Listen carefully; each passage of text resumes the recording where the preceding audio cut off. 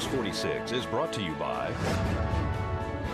Inspiration Senior Living, where we provide affordable elegance to Pahrump area seniors. Give us a call at 751-2300 and make an appointment to tour our community.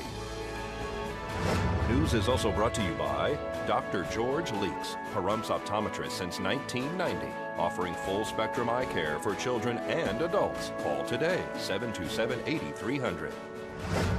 News is also brought to you by J.K. Nelson Law. Call 727-9900 today for your free consultation. If you need a lawyer, you need Nelson.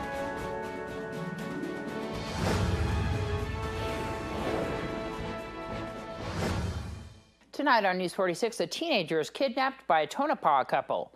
A family loses their home to fire, and Highway 160 is temporarily closed for a parade. News 46 starts now. You're watching KPVM News 46 with Deanna O'Donnell.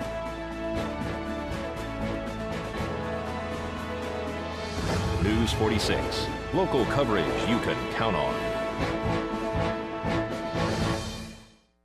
Good evening. It's Monday, May 4th, 2015. I'm Deanna O'Donnell. The Nye County Sheriff's Office has taken 2 individuals into custody for what they believe was a kidnapping of a local 14-year-old girl. The couple from Tonopah was acquaintances of the family, and the male was allegedly attempting to convince the teenager that he was actually her biological father. The victim was reportedly missing and thought to be a runaway after not returning home from school. The suspects have been identified as 34-year-old Jason Klippel and 40-year-old Tammy Ehart. Deputies learned that Klippel had been communicating with the girl through social media before picking her up on the morning of her disappearance and before she was able to arrive at school.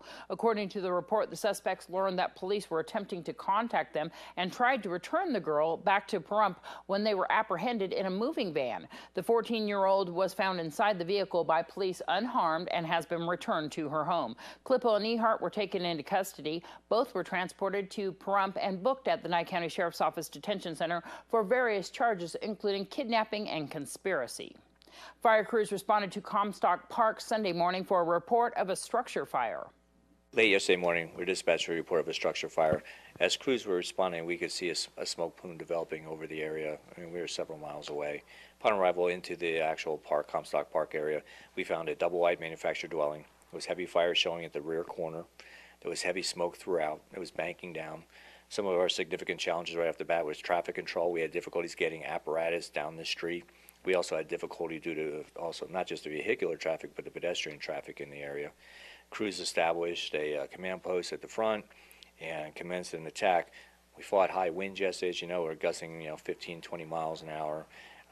The advanced fire looks like it may have started on the exterior of the house and spread to both the roof area as well as the underside of the structure, since it was elevated off the actual ground by about 3 feet. Was there a delay in notification? I think there was more of a delay in detection versus notification. We have indications that there was 911 was called immediately. However, we don't think that anyone initially saw the early stages of the fire. Let's talk about that traffic, because that is an issue, especially in an area so limited access like Comstock Park, because there was traffic just coming off of 372, obviously not residents that lived in the area. Comstock Park, as you mentioned, are very narrow streets, so limited access in general. Add to that, again, the number of people that were, like you were stating, coming off 372, drawn by the smoke conditions, and crowding those areas, especially the corners where we're trying to navigate the apparatus to come down. We actually had to back several pieces of apparatus off the street so we could get the hand lines or the hose lines laid down. And so it added some challenges to our initial suppression effort. Was there difficulty gaining access to that yard there? In the initial stages, there was 2 gates at the front, and the man gate had a lock on it and a chain. The actual vehicle access was open, but we had also cut the chain so that we could get the second line deployed on the one side of the house. Do you guys know what started the fire at this point? We're looking at a probable accidental cause. We believe it to have been in the area of the stored plastic trash cans on the side of the house. And so we're looking at areas of the area of origin. There's nothing at this point indicating there's anything less than accidental, but the investigation is continuing. And everyone's been, as far as the occupants have been very forthright and been cooperative. The Wild West Extravaganza and Bluegrass Festival was held at Petrick Park all weekend long. For the first time, a very special parade took place on Highway 160. It is awesome. I want to thank the community, especially for coming out and witnessing the parade. I managed to run out to the street briefly as the mule team was going by, and that is just spectacular. You know, and now again, the community, we can only thank the community because besides the mule team, we had the Model A Club and a whole lot of the people in the community that have horses were in the parade. So it was that just kind of brought it together and really made it a community activity. And we'll have more on the Wild West Extravaganza and Bluegrass Festival in the coming days. When we return, your Desert View Hospital health tip. This portion of the news is brought to you by Inspiration Senior Living, where we provide affordable elegance to Pahrump area seniors. Give us a call at 751-2300 and make an appointment to tour our community. Welcome back.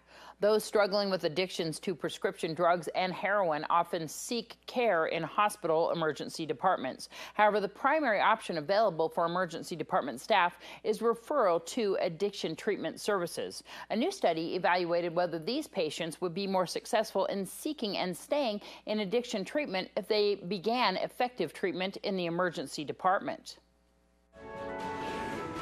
This health tip is brought to you by Desert View Hospital and Mountain Valley Physicians Group. Don't put your health on hold. We have time for you. Call us to schedule your appointment. 775-751-7100. Like others who have struggled with drug addiction, Michael McCrorkin was no stranger to hospital emergency departments. I was literally just enslaved to my addiction, and it was awful.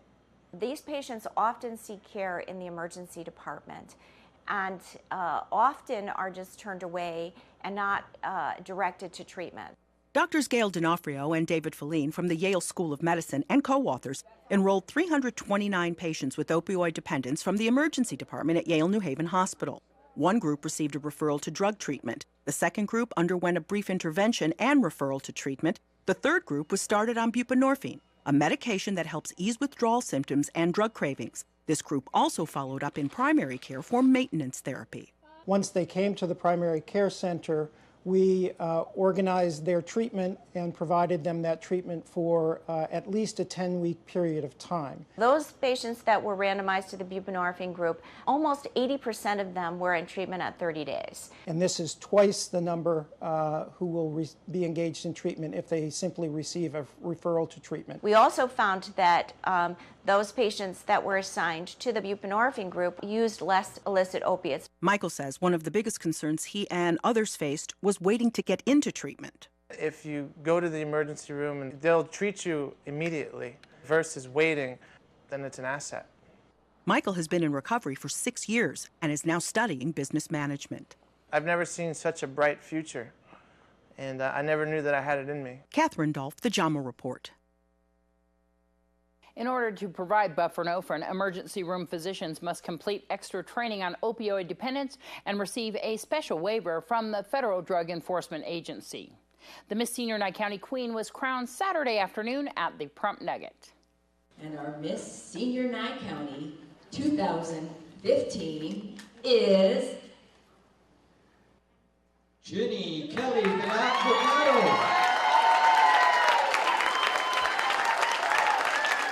Oh my gosh, it's overwhelming. I want to thank Scotty, pageant director, Terry and Jody, our past queen, for having faith in me, my husband for putting up with me, and I love all my new girls. Yeah, you guys are a really tight-knit group, aren't you? Oh my gosh, you can't get a better group. It's just been a lot of fun. It's been an experience. So tell me what you think that maybe you had that put you over the edge. I didn't think I was going to win, to be honest. I can't say, because I didn't think I was going to win.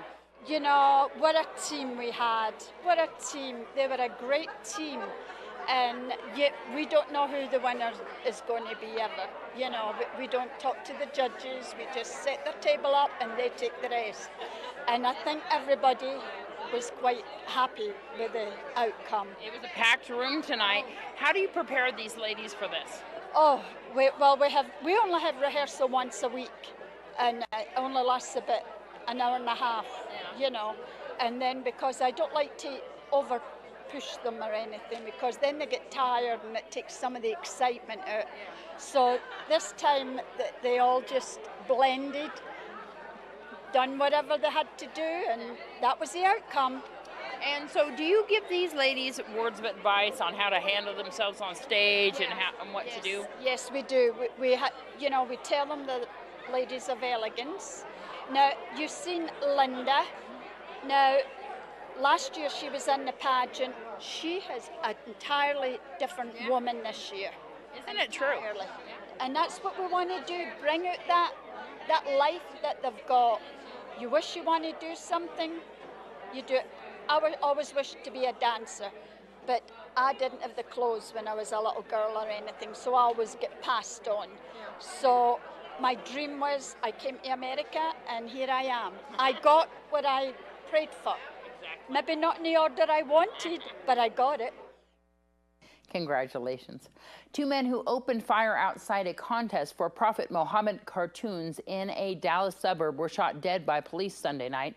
The men drove up to the Caldwell Event Center in North Garland, got out of their car and began shooting just as a Muhammad art exhibit and cartoon contest inside was coming to an end. An unarmed security guard was shot in the leg. He was later treated and released from a hospital. Police who were helping with security at the event fired back, killing both gunmen. The 200 people inside the event were uninjured. The American Cancer Society's Relay for Life will be held May 16th in Petrick Park. The general public can attend the event to find out what it's all about. We just kicked off our Paint the Town Purple Week this past Friday. You're going to be seeing a lot of signs saying about Relay, and it's you'll see purple ribbons, and we're asking everybody tie a purple ribbon around your tree or around a post to support cancer. Our walk is on May 16th. From 12 noon to 12 midnight. It's a survivorship caregiver chair. That's what I am again. And we are going to be doing a dinner in your honor. And then we're going to have signs so you can go have special parking. There's a lot of new things that we incorporated. So you're going to have a lot of different things. We'll have activities throughout the day. I know the survivorship and caregiver area, we're going to be doing some games that, for just minor costs, we'll be able to do that. The general public can come to Relay for Life, find out what it's all about. It's at Petrick Park on May 16th, like you were saying, so they can come on down. They can even donate? Yes, they could donate. We ask that they register at promprelay.org, and there is no registration fee cost this year. But the general public can just come on by and see what it's all about and just find out. Yes, but they will have to fill a registration form out. All right. And for more information, is there a number to call? Yeah, you could also call Shonda Whelan at 616-902-0629. Well, the newest royal baby has been born. We'll tell you her name when we return.